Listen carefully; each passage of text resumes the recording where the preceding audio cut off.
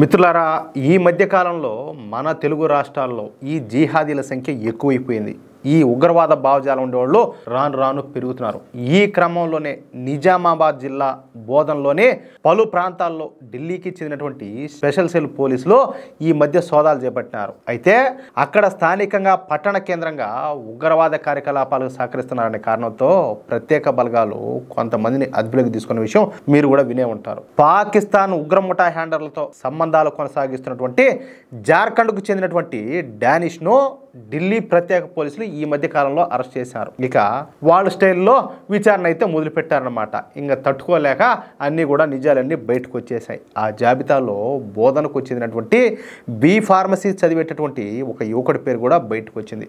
మరో ముగ్గురు కూడా ఈ ముఠాలో ఉంటే వీళ్ళంతా కలిసి ఈ ఉగ్ర సంస్థల నియంత్రణలో పనిచేస్తున్నట్టు నిఘా వర్గాలు అయితే గుర్తించినాయన్నమాట. అయితే ఈ విషయం పైన స్పందించినటువంటి నిజామాబాద్ ఎంపీ అయినటువంటి బీజేపీ నాయకుడు ధర్మపురి అరవింద్ గారు మాట్లాడుతా రాష్ట్రంలో లా అండ్ ఆర్డర్ సరిగ్గా పనిచేయడం లేదు అని చెప్పేసి ఆయన అసహనం అయితే వ్యక్తం చేశాడు. సిమి అదేవిధంగా పిఎఫ్ఐ కార్యకలాపాలకు రాష్ట్రం అడ్డాగా మారిపోయిందని చెప్పేసి ఆయన ఆగ్రహం వ్యక్తం చేశాడు. అది విషయం.